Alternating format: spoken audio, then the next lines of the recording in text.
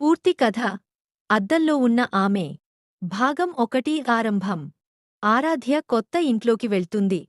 ఆ ఇంట్లో పెద్ద అద్దం గోడకి బిగించబడి ఉంటుంది. మొదటి రోజునుంచి ఆమెకు ఏదో అనుమానం. ఒక్కోసారి అద్దం ఆమెని భయపెడుతుంది. అది చూస్తూ ఉండగా ఏదో దాచిన భయం ఉన్నట్టు అనిపిస్తుంది. ప్రతి రాత్రి 3:33 ఆమె లేచిపోతుంది. ఒకరోజు అద్దం ముందు నిలబడినప్పుడు తన ప్రతిబింబం ఆలస్యంగా కదలుతుందనిపిస్తుంది. తను నవ్వకపోయినా అద్దంలో ప్రతిబింబం చిరునవ్వు ఇస్తుంది. డ్వింతలు మొదలయ్యాయి. అద్దం చూసిన ప్రతిసారీ ఆమె భయం పుడుతుంది. అద్దం ముందు నడుస్తున్నప్పుడు ఎవరైనా చూస్తున్నారన్న ఫీలింగ్ వస్తుంది. ఒక్కోసారి ఆమె చేతులు నెమ్మదిగా కదులుతాయి. ఇలాగే అనిపిస్తుంది, నన్ను నేను కంట్రోల్ చేయలేకపోతున్నాను. ఆరాధ్య ఈ విషయాన్ని తన ఫ్రెండ్ కార్తీక్కి చెబుతుంది. అతను మొదట నమ్మడు. ఒకరోజు అతను ఆమె ఇంట్లో ఉండేలా చేస్తుంది, సాక్షిగా చూడమని. భయంకరమైన నిజం. అక్కడే వింత జరుగుతుంది. ఒక రాత్రి 3:33కి అద్దంలో ఉన్న ఆరాధ్య ప్రతిబింబం చేయి ఎత్తి బయటకు తీసి కార్తీక్ మెడని పట్టేస్తుంది.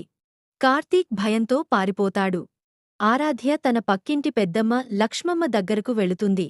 ఆమె చెబుతుంది, ఏళ్ల క్రితం ఈ ఇంట్లో వైదేహి అనే అమ్మాయి బలవంతపు పెళ్లివల్ల జీవితానికి ముగింపు పెట్టుకుంది. అదే అద్దం ముందు ఆమె చనిపోయింది.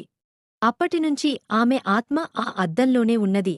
ప్రతిరోజూ 3:33 ఆమె బలికోసం చూస్తుంది. ఒక ప్రతిబింబం. కొత్త బలికోసం. ఆఖరి అర్ధరాత్రి ఆరాధ్య అద్దాన్ని కప్పుతుంది, పగలగొట్టాలనుకుంటుంది. కాని అది విఫలం అవుతుంది. ఆ రోజు రాత్రి ఆరాధ్య అద్దం ముందు నిలుస్తుంది. ఆమె ప్రతిబింబం ఇప్పుడైతే అద్దం బయటకి వచ్చి నిజంగా ఆమెను తాకుతుంది. ఆరాధ్య శరీరం కదలకుండా ఉండిపోతుంది. అద్దంలో ఉన్న ఆత్మ, వైదేహి, ఇప్పుడు ఆమె శరీరంలోకి వచ్చి వెళుతుంది. ఆరాధ్య చీకటిలో విలీనం అవుతుంది. మలుపు, ట్విస్ట్ ఎండింగ్. కొన్ని రోజుల తరువాత ఇంకొక యువతి అదే ఇంట్లోకి షిఫ్ట్ అవుతుంది. ఆమె అద్దం చూసి నవ్వుతుంది. ఇంత పాతదా అంటుంది. రాత్రి 3:33కి అద్దం ముందు నడుస్తోంది. అప్పటికి ముందే ఆమె ప్రతిబింబం చేతిని ఎత్తుతుంది. ఆమె ఇంకా కదలలేదు. ఇంకా ఒక ఆత్మ చూస్తూనే ఉంది. ఈ కథ మాకు చెప్పేది, ప్రతిబింబం అనేది కేవలం చూపే పద్ధతి కాదు, అది మనమంతా ఎవరో అనే ప్రశ్నను వేసేదారి. కొన్నిసార్లు మౌనం వెనక భయంకరమైన శబ్దం ఉంటుంది.